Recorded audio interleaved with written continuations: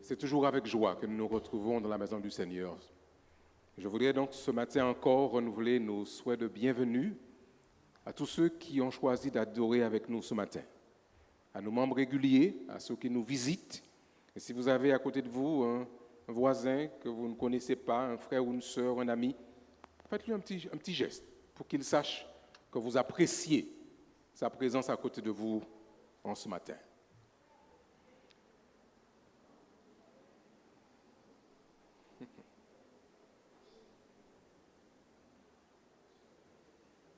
C'est beau de voir les sourires. Ça apporte de la lumière dans ce lieu. Depuis la semaine dernière, notre union a initié un temps de réflexion autour de la violence ou la réaction par rapport aux violences, aux abus et aux maltraitances.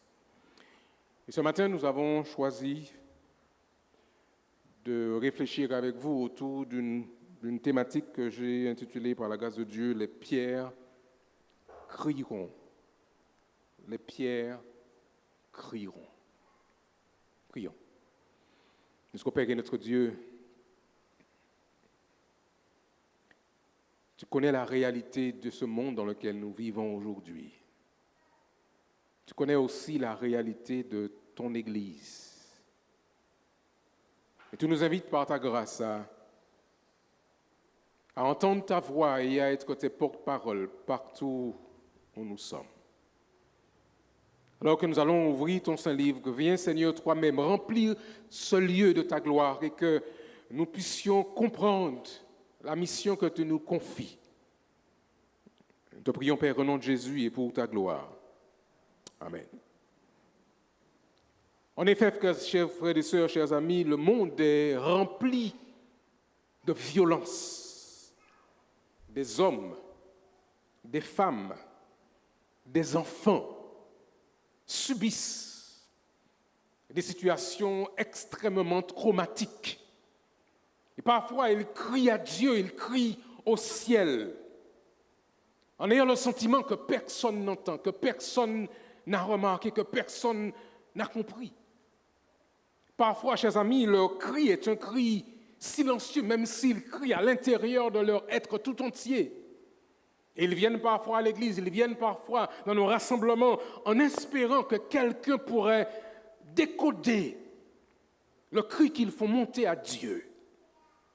Parfois, c'est un regard, parfois, c'est un geste, parfois, c'est une attitude, en espérant que quelqu'un puisse lire le SOS qu'ils font monter à la communauté. Hélas, parfois, nous sommes tellement centrés sur nous-mêmes, tellement tournés sur nous-mêmes que nous ne notons pas, que nous n'observons pas qu'il y a à côté de nous un homme, une femme, un enfant qui crie.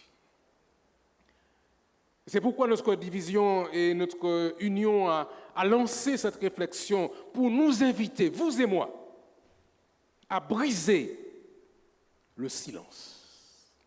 Une série de conférences ont été animées sur Zoom pour ceux qui ont pu se connecter. Cet après-midi encore, il y aura un débat qui va suivre la réflexion ou les réflexions qui ont été menées pendant cette semaine. Mais nous sommes appelés, chers amis, frères et sœurs, à briser le silence. C'est le devoir de tout disciple de Jésus-Christ. Parce que le Christ était venu justement pour renvoyer libres les opprimés, pour proclamer une année de grâce du Seigneur. Briser le silence. Le texte que nous avons lu en introduction, tiré de l'épître de l'Évangile selon Luc au chapitre 19 et au verset 39 à 40, nous permet de découvrir une portion de la vie de Jésus, une portion assez spéciale. Le Christ arrive, il fait son entrée triomphale à Jérusalem sur un ânon.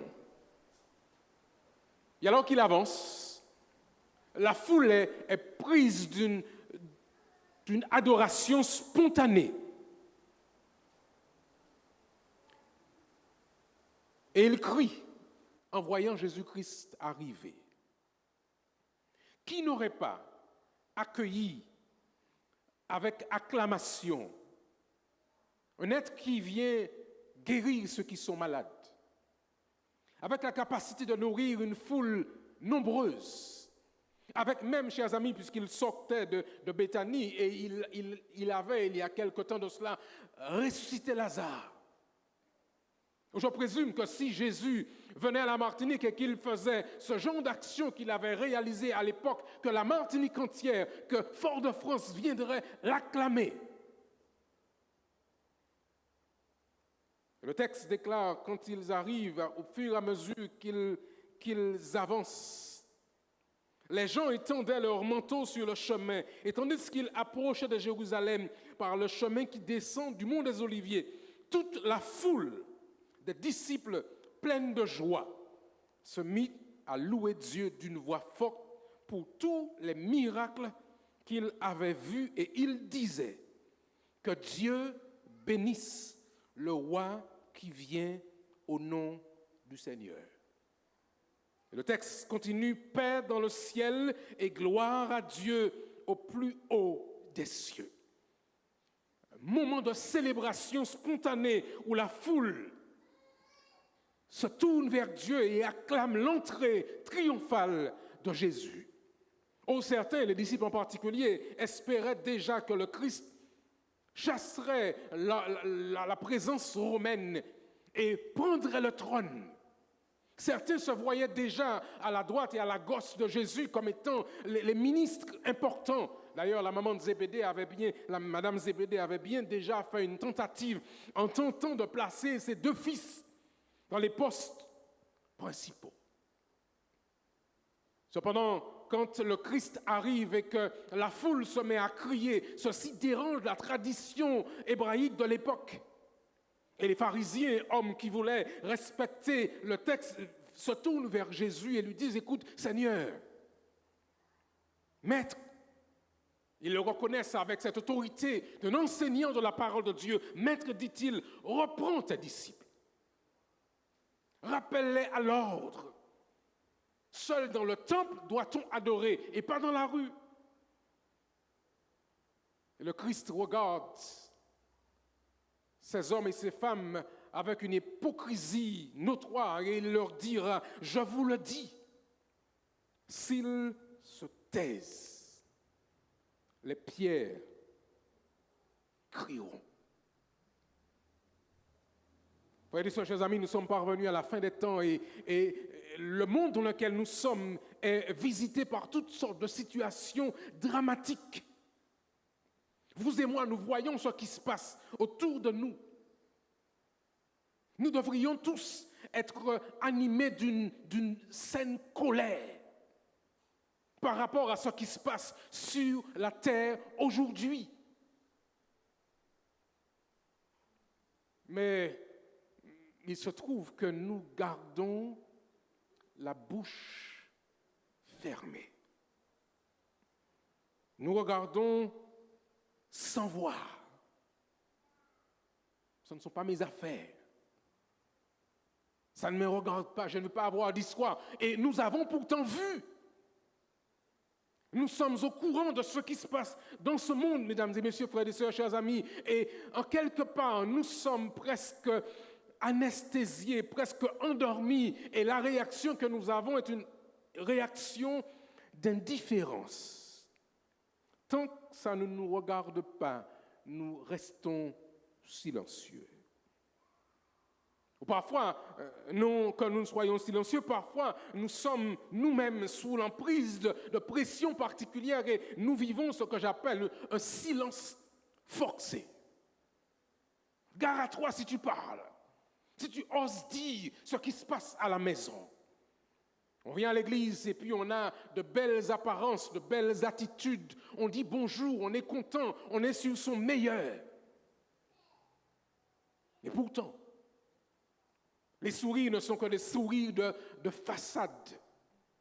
Si nous pouvions entendre les cris qui montent d'hommes et de femmes, d'enfants, qui subissent parfois des situations extrêmement traumatique. Et pourtant, chers amis, frères et sœurs, nous proclamons le message de Jésus-Christ. Nous annonçons la parole de Dieu. Or, le Christ libère.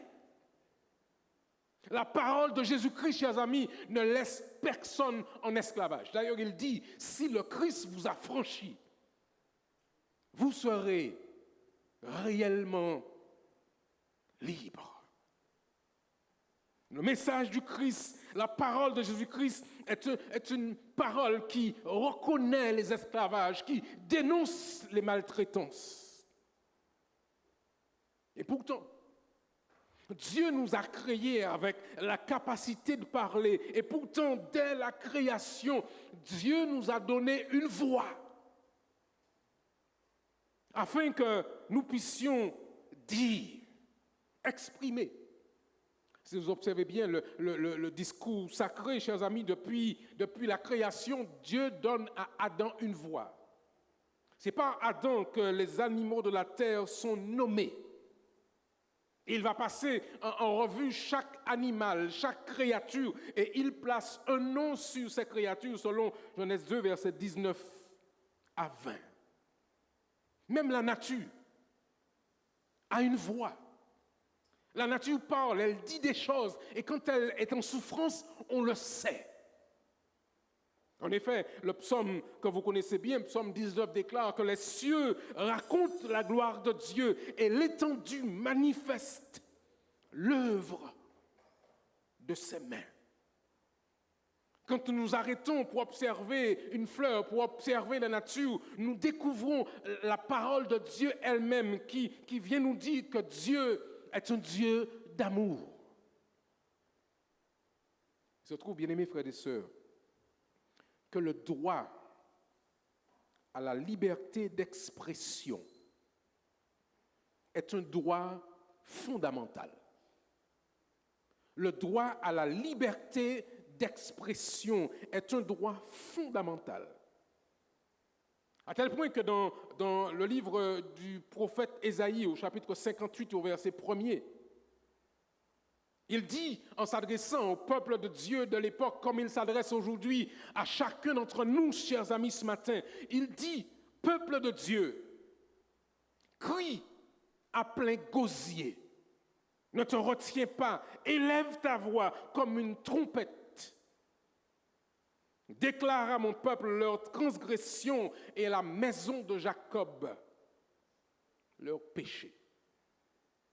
Notez bien, chers amis, remarquons bien qu'il s'adresse à la maison d'Israël, à la maison de Jacob, au peuple de Dieu.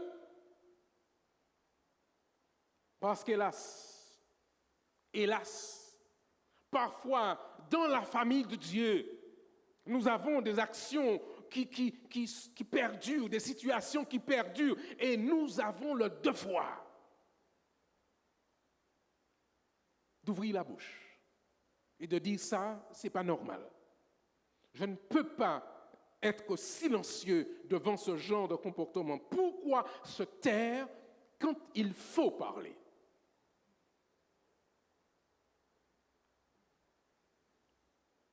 Et qu'est-ce qui se passe? On met le doigt sur la bouche. On reste silencieux. On ne dit rien. Et pourtant, les hommes, après avoir considéré le plan de Dieu lui-même, vont déclarer dans l'article 11 de la Déclaration des droits de l'homme, la libre communication des pensées et des opinions est un droit les plus précieux de l'homme, de l'humanité.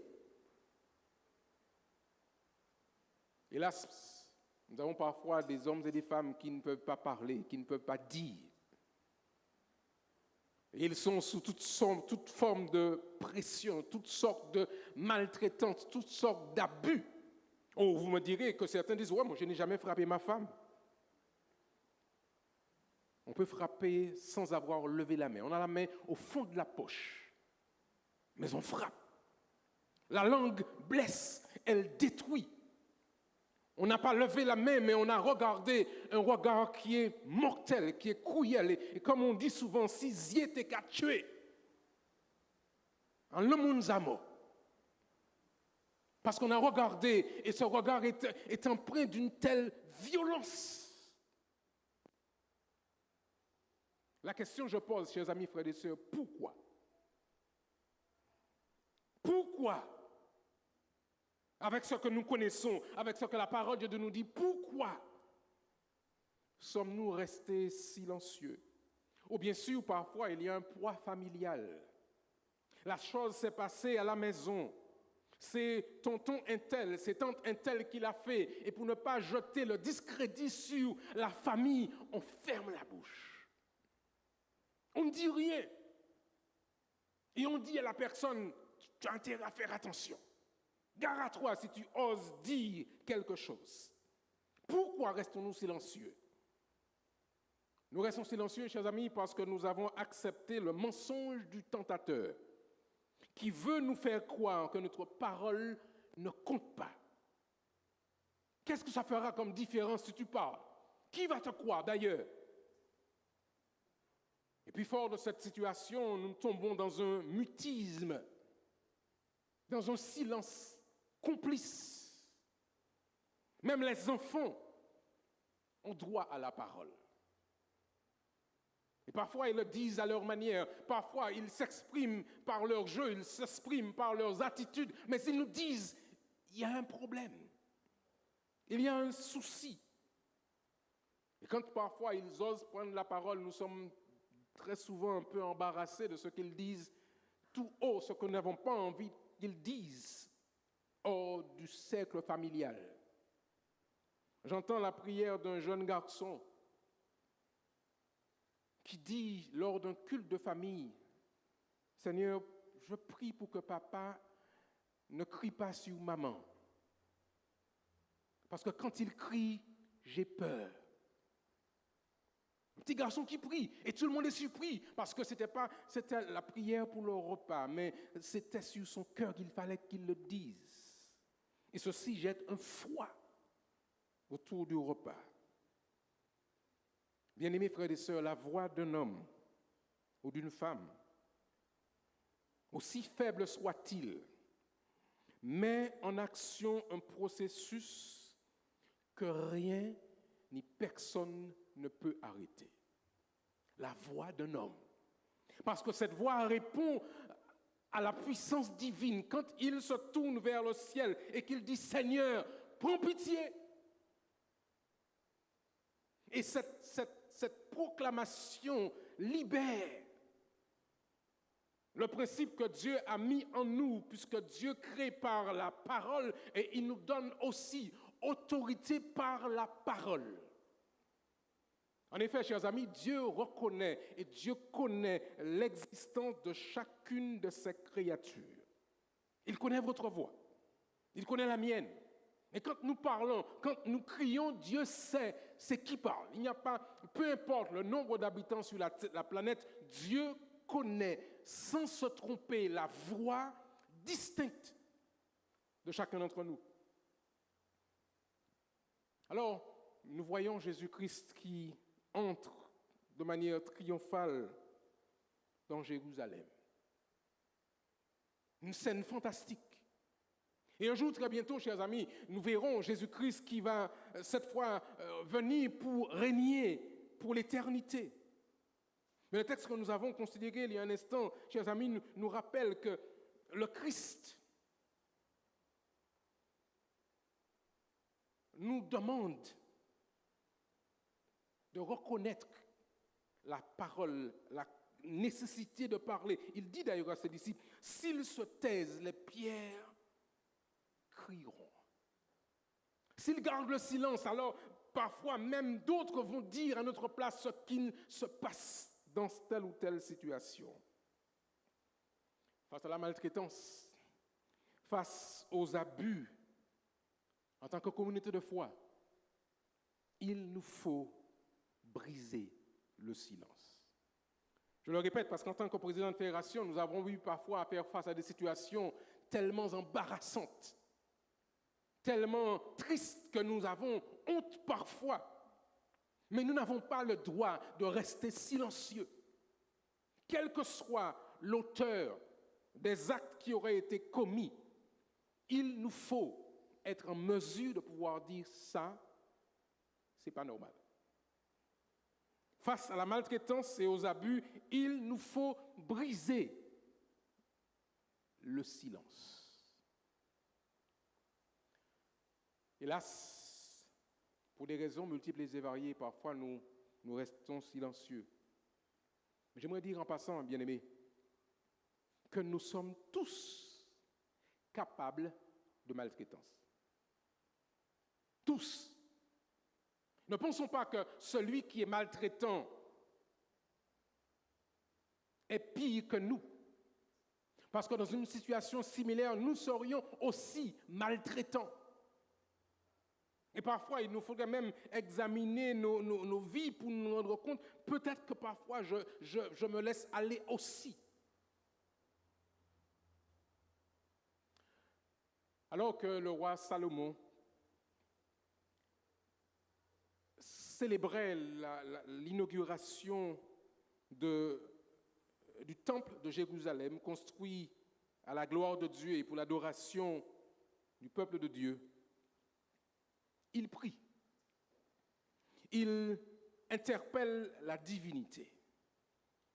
Et la prière de Salomon est assez précise parce que Salomon, en tant qu'homme sage, avait compris tout le processus de fonctionnement de l'humain. Et quel que soit là où nous sommes, l'homme est toujours semblable à l'autre. Et dans 2 Chroniques au chapitre 6,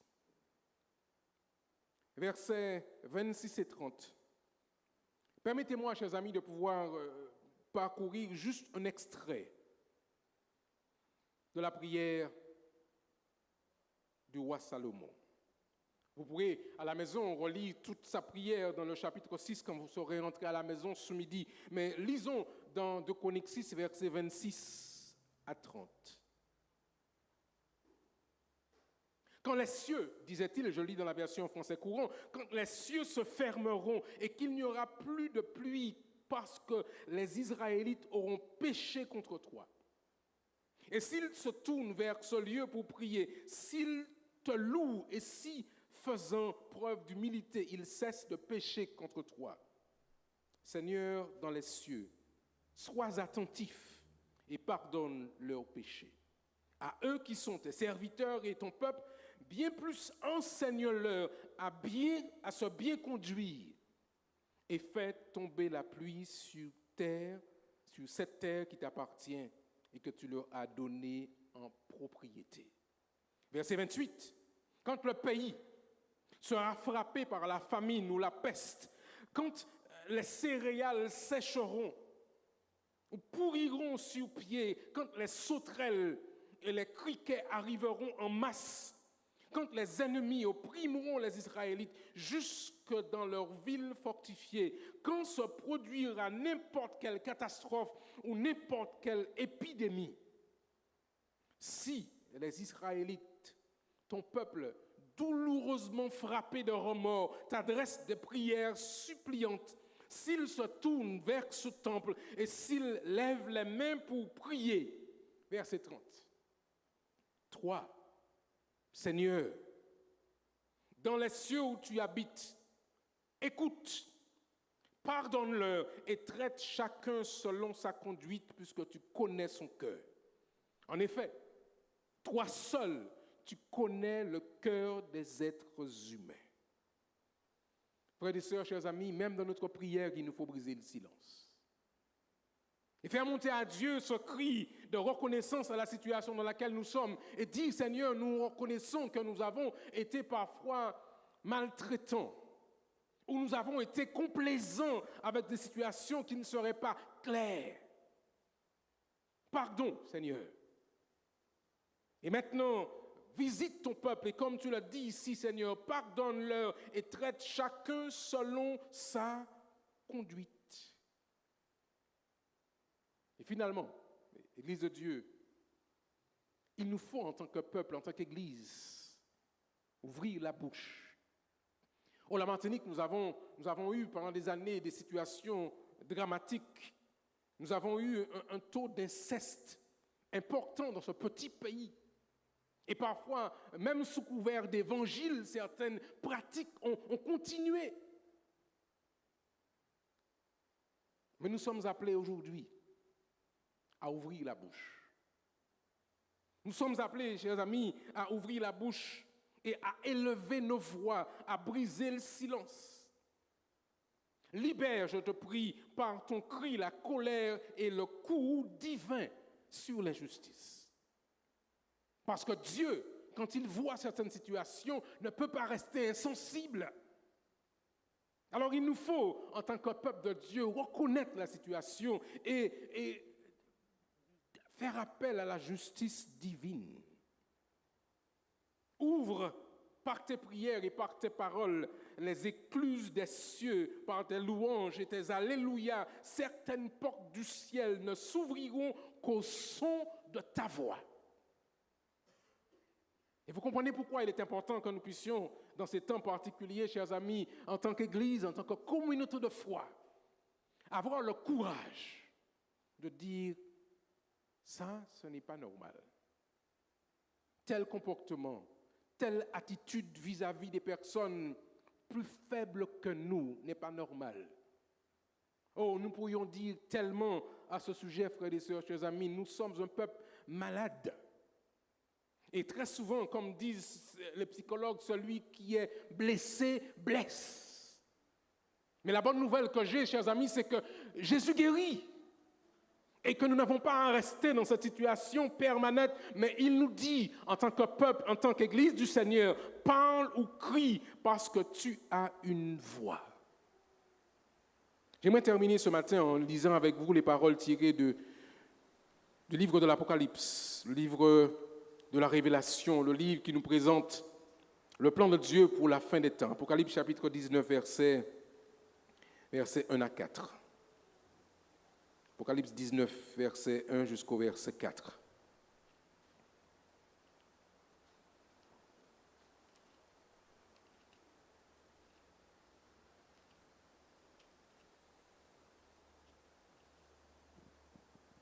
Après cela, déclare le prophète de Dieu, j'entendis dans le ciel comme une voix forte d'une foule immense qui disait Alléluia. Et puis la voix continue, le salut et la gloire et la puissance sont à notre Dieu parce que ses jugements sont véritables et justes. Juste à parenthèse, avant de lire le verset qui suit, chers amis, nous pouvons tromper tout le monde, mais pas Dieu. Et ses jugements seront véritables et justes. Et le texte continue, le salut, car il a jugé la grande prostituée qui corrompait la terre par son impudicité et il a vengé le sang de ses serviteurs en le redemandant de sa main.